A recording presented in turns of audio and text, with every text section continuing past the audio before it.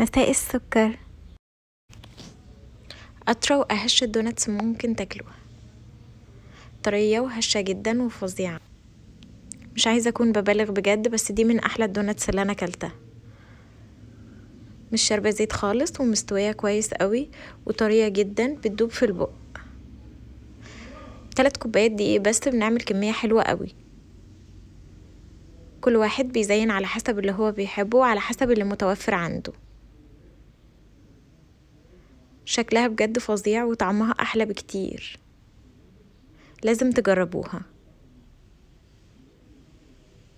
مش قادرة أبطل أتكلم عن حلاوتها بجد. لا بجد لازم تشوفوا الحلاوة، فظيعة جدا، طرية قوي ودايبة بتدوب في البق.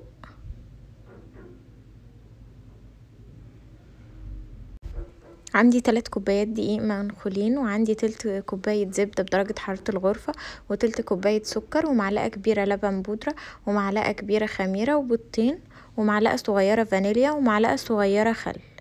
وعندي لبن بيكون دافي من نص كوباية لكوباية الا ربع لبن على حسب ما الدقيق عندي بياخد. ببدأ الأول بالنص كوباية، ولو احتاج أكتر بزود.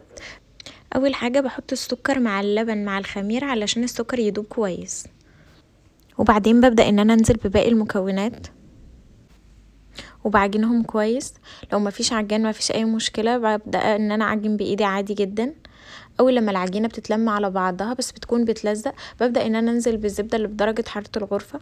العجينة بتاعت الدوناتس بتكون طرية جدا بس بتكون ما بتلزقش، بتكون ناعمة قوي وطرية قوي بس ما بتلزقش خالص. بعد ما اتعجنت كويس هبدأ ان انا احطها في بولة.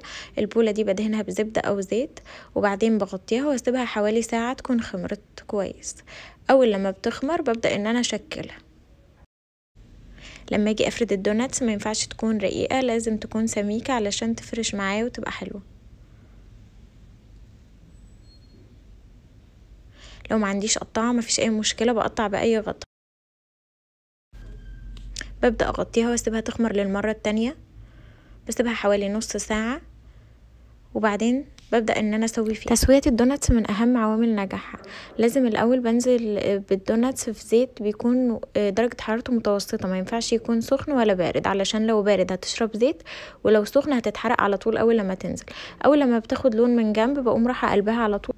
من عوامل نجاح الدوناتس برضو الخط الابيض اللي في النص ده، معناه ان العجينة بتاعتي ناجحة وجميلة جدا، طرية وحلوة قوي.